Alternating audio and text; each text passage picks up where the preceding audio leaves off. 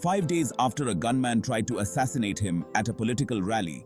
Former President Donald J. Trump on Thursday night is expected to describe his personal experience of the shooting as he formally accepts the Republican Party's presidential nomination and calls on Americans to unify behind him, according to prepared excerpts provided by his campaign. As you already know, the assassin's bullet came within a quarter of an inch of taking my life, Mr. Trump is expected to say at the Republican National Convention in Milwaukee.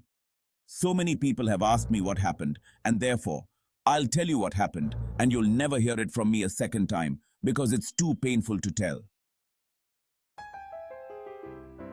The discord and division in our society must be healed, Mr. Trump will say. As Americans, we are bound together by a single fate and a shared destiny. We rise together, or we fall apart. As he has throughout his political career, Mr. Trump is expected to again portray an America in decay, one that can only be rescued by his restoration to the White House in November. He will directly contrast President Biden's leadership to his own, which he will characterize as a time of great American strength and prosperity. We cannot and will not let this continue, Mr. Trump is expected to say about the state of the country. Less than 4 years ago, we were a great nation, and we will soon be a great nation again. Trump, who lost the popular vote both when he won by electoral votes in 2016 and when he lost in 2020, will directly appeal to Americans who previously rejected his often vicious brand of politics. So tonight, whether you've supported me in the past or not, I hope you will support me in the future, because I will bring back the American dream, Mr. Trump is expected to say. The former president will also take direct aim at Democrats, accusing them of raising taxes and hurting Social Security and Medicare.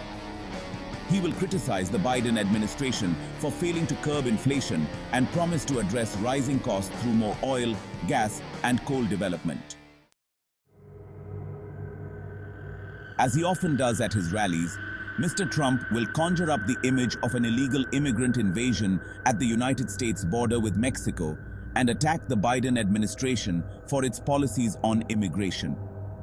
He will insist that immigrants surging across the border are, broadly, coming from prisons and jails, from mental institutions and insane asylums, and terrorists at levels never seen before. Mr. Trump often makes this claim, citing no evidence, even as the authorities have said that family units make up about 40% of all migrants who have entered the United States this year. The greatest invasion in history is taking place right here in our country, Mr. Trump is expected to say. They are coming in from every corner of the earth, not just from South America, but from Africa, Asia, and the Middle East. They are coming from everywhere, and this administration does nothing to stop them. Trump will also blame the Biden administration for creating international crises, including the ongoing wars in Israel and Ukraine. He will insist that both wars would never have happened if I were president, a frequent assertion that is impossible to prove.